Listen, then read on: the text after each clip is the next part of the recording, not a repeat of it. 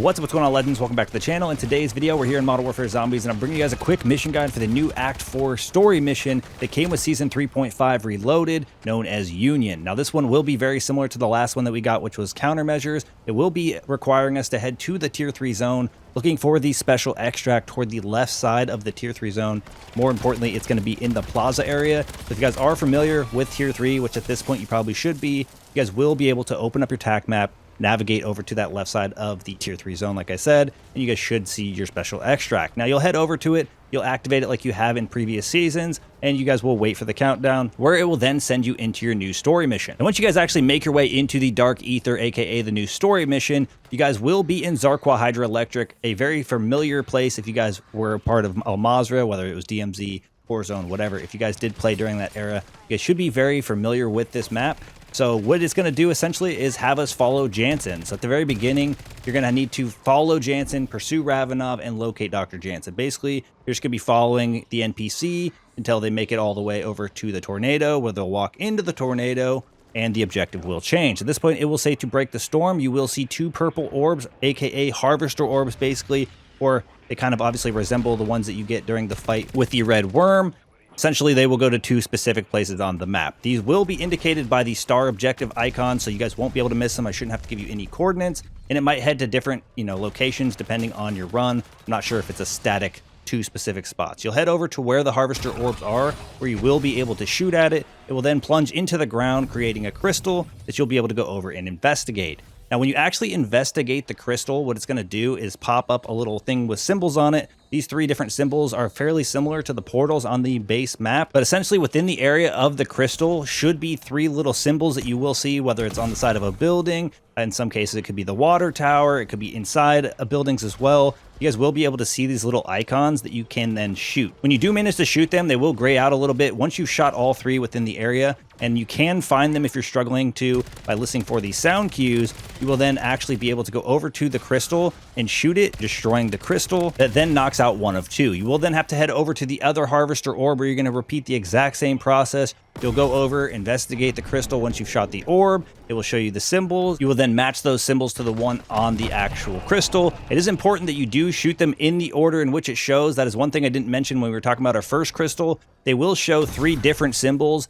You will need to find each of those 3 symbols and shoot them in the exact order it does show on the crystal. So if you guys are struggling, you're shooting the different icons that pop up and it's not allowing you to destroy the crystal, you just need to make sure you're shooting them in the correct order, as they will be 3 different symbols. Once you've made it to both harvester orbs, then went over to the crystal and destroyed it, and you've completed both of them, at this point it will ask you to return to Ravenov's position. This will again be indicated by the star objective icon that you guys won't be able to miss. You'll head back over to that objective, and when you make it back to Ravenov's position, you will notice Dr. Jansen kind of laying on a rock. You will say that she's unconscious and that you want to make sure that she's safe. You'll walk over to her, you'll interact with her, or just get into the area, and it will then give you a new objective to cleanse the relics. Now, at this point, this is going to be a task that we are fairly familiar with, and each of these relics will be indicated by a star icon, so you guys will not be able to miss them.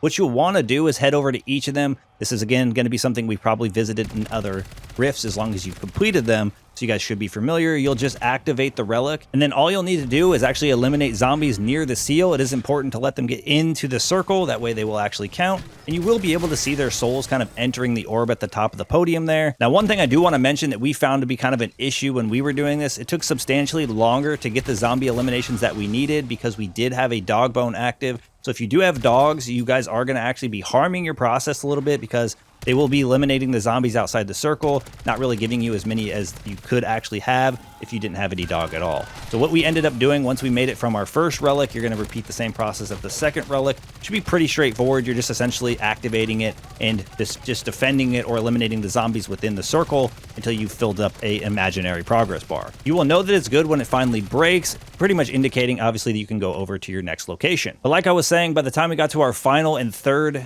relic, what we ended up doing was allowing the one person, which was me, who didn't have the dog equipped, to go over to the actual relic, stand within the circle. That way the dog wasn't eliminating each and every zombie before it could actually make it into the circle. That actually sped things up quite a bit, and all you're really doing is repeating the process until you've cleansed all 3 of the required relics. which shouldn't take you all that long, and obviously all you need to do is eliminate the zombies. Now, once you have cleansed all 3 relics, there is going to be a big relic, or a center relic, I guess you could say, in the middle, and it will ask you to cleanse the final relic. Now, when you actually go up to this and activate it, unlike the other ones, it's not going to create a circle where you have to eliminate zombies in order to finish it. It will actually pop up the boss for the new story mission, which is going to be a disciple known as Tauxia. I'm just assuming that's how you would pronounce it, but basically this is a souped up disciple. Now, the first time that we completed this, we did actually annihilate the disciple so fast that we didn't get to see its minions. However, there are 2 possibilities that can happen, or 1 possibility with 2 enemies, of course, on top of it.